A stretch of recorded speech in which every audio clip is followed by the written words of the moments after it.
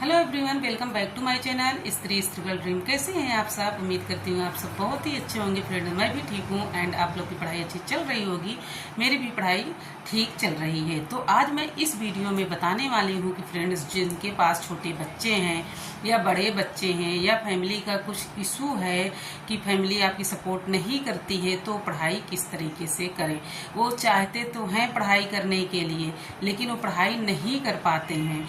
चाहे जो भी हो, हमारी एक सिस्टर हैं, वो कह रही थी कि हमारे पास 6 मंथ का बेटा है या बेटी है, जो भी एक बेबी है उनको, वो पढ़ाई नहीं कर पा रही हैं। किस तरीके से वो पढ़ाई करें। तो देखिए सिस्टर, मैं आपको बताती हूँ कि अगर आपका बच्चा फीडिंग करता है तो आप देखिए उसको करा के, आप जब आपका बच्चा सो जाए तब आप अपनी पढ़ाई करिए, या आप अपने पास लेटा दीजिए, कुछ भी दे दीजिए, वो खेलता रहे और आप पढ़ाई तब भी कर सकती हैं। या आपके फैमिली में कोई भी है, दे दीजिए कुछ टाइम के लिए, तो आप पढ़ाई वहीं अपनी स्टार्ट कर दीजिए। काम के बाद जो भी टाइम मिलता है ना, आप उसको पढ़ाई में दीजिए। जैसे आपका बच्चा सो रहा है तो आप पढ़ाई कर सकती हैं, या बच्चा आपका जाग भी रहा है, खेल रहा है, तो आप अपनी पढ़ाई करिए। नहीं तो नाइट में आप अपना टाइम निकालिए कि दिन में हमारा टाइम नहीं मिल पा रहा है तो हम रात में पढ़ाई करें। इस तरीके से आप अपना एक टाइम टेबल बनाइए कि अगर हम बच्चों के साथ है टाइम, देखिए बच्चों का भी बचपन देना है, तो बच्चों के साथ भी आपको टाइम देना है, प्लस अपनी पढ़ाई भी करना है। तो देखिए आप पढ़ाई भी कर सकती हैं और आप अपने बच्चों का देख रेख भी कर सकती हैं। आप अपने बच्चों को अपने पास रखी हैं, या किसी आपके फैमिली में बच्चा रहना चाहता है तो आप वहाँ दे दीजिए, लेकिन आपको पढ़ाई करना है। देखिए अगर आप चाह लेंगी तो आप पढ़ाई कर सकती हैं। मतलब दुनिया में कोई ऐसा चीज़ नहीं है कि जो हम चाहें और कर ना पाएं। तो अगर हम जिस दिन चाह लेंगे कि हमको पढ़ाई ही करनी है तो हम पढ़ाई कर लेंगे। अपने बच्चों को देख रेख करने के बाद अपने फैमिली में किसी को दे देंगे, अगर आपके फैमिली में सपोर्ट करते हो तो। अगर नहीं करते हैं तो भी आप अपनी पढ़ाई कर सकती हैं। अगर दिन में आपका बेटा सो रहा है तो उस टाइम आप अपना पढ़ लीजिए, 1-2 घंटे जो भी टाइम मिले। फिर शाम को अगर बच्चा आपका सो जाए तो आप पढ़ाई कर लीजिए। नहीं तो देखिए अपने पास बच्चे को अगर लिटा देती हैं तो भी आप पढ़ सकती हैं। तो आप अपना टाइम निकालिए, आप पढ़ सकती हैं। मैं भी एक हाउस वाइफ हूँ, लेकिन मेरे बच्चे थोड़े बड़े हैं, मेरे बच्चा इतना छोटा नहीं है, लेकिन पूरे फैमिली का देख रेख करने के बाद मैं पढ़ाई अपनी करती हूँ। तो आप लोग भी पढ़ाई करिए, चाहे बच्चा छोटा हो या बच्चा बड़ा हो, लेकिन आपको पढ़ाई करना है। आपका जो लक्ष्य है उससे बिल्कुल दूर नहीं भागना है। मान लीजिए तो बच्चे का मान लीजिए कि एक बहाना ही है कि बच्चा छोटा है, हम पढ़ाई नहीं कर पाएंगे। लेकिन सिस्टर, आप ये चीज़ सोचिए कि आज हम अगर नहीं पढ़ पाए तो 7 साल बाद अगर ये वैकेंसी आने वाली है, अगर ये भी अगर चली जाएगी तो हम क्या करेंगे? 7 साल बाद तो ओवर एज या तो हो जाएंगे, या तो हमारा मन नहीं लगेगा उस टाइम पढ़ने में।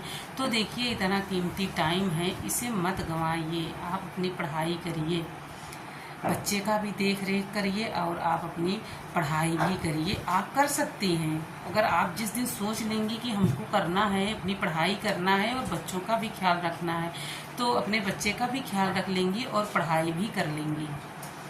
आपके अगर दिमाग में मतलब कंटिन्यू ये चीज़ चलता रहता है, जैसे बच्चे मॉर्निंग में अगर ना उठा हो, उसके पहले आप पढ़ाई कर लीजिए, तब आप उठिए, उसके बाद आप काम करिए, तो भी आप पढ़ सकती हैं। अगर इस तरीके से 2-2 घंटे करके थोड़े थोड़े टुकड़ों में अपना टाइम निकालेंगी तो भी आप 5-6 घंटे पढ़ाई कर सकती हैं। ज़्यादा सोचने की आपको कोई ज़रूरत नहीं है सिस्टर। मैं यही कहूँगी कि आप अपनी पढ़ाई करिए। देखिए बच्चा आपका है तो आपको मैनेज करना पड़ेगा, और आप किस तरीके से मैनेज करेंगी वो देखिए आपकी समस्या है। लेकिन मैं आपको यही कहूँगी कि आपका बच्चा जब अगर सो रहा है तब आप पढ़िए, या बच्चा आपका जाग रहा है तो भी आप पढ़िए। अगर बच्चा खेल रहा है, उसको खेलने की बहुत सारी चीज़ें दे दीजिए, कुछ भी दे दीजिए, उसको खेलता रहे, तब भी आप पढ़ाई कर सकती हैं। या आपके फैमिली में जो कोई होंगे उनको दे दीजिए कुछ टाइम के लिए। देखिए आपको पढ़ाई करना है तो आप अपने हिसाब से उसको मैनेज करिए। मैं यही कहूँगी कि आप ही मैनेज कर सकती हैं, और आपकी फैमिली जैसी भी होगी आपसे बेहतर कोई नहीं समझ सकता है, आप ही समझ सकती हैं। तो आपके अंदर जो समस्याएं होंगी आप ही समझ सकती हैं। मैं तो सिर्फ इतना बोल सकती हूँ कि आपको सिर्फ पढ़ाई करनी है और अपने बच्चों को इस तरीके से मैं बताई हूँ कि इस तरीके से बच्चों को सुला दीजिए, तब आप पढ़ाई करिए। बच्चा खेल रहा है, कुछ वस्तु दे दीजिए, खिलौने दे दीजिए, बच्चा खेलता रहे, आप अपनी पढ़ाई करिए, कर सकती हैं आप, मैं यही कहूँगी।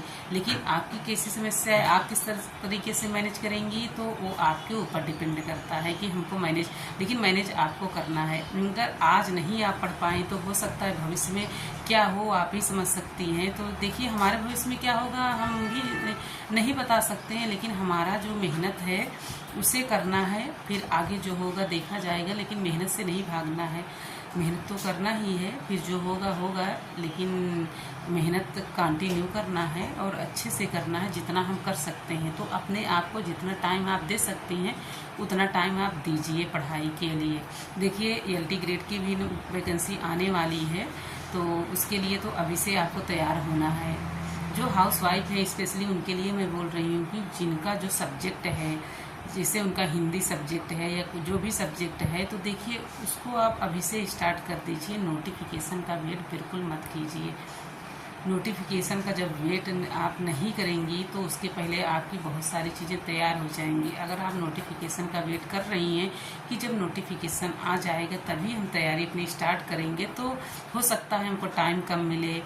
किसी दिन ऐसा भी हो जाता है कि बीच में 1-2 दिन की पढ़ाई भी स्किप हो जाती है। तो देखिए कभी हमारे आपके लाइफ में अच्छा दिन भी आ जाता है, बुरा दिन भी आ जाता है। तो देखिए अगर फैमिली में है तो किसी दिन देखिए कुछ चीज़ें ऐसी हो जाती हैं, कोई कुछ बोल देता है तो उसी में डिस्टर्ब हो जाते हैं। छोटी छोटी चीज़ें जो है ना दिमाग पे कभी कभी लग भी जाती हैं।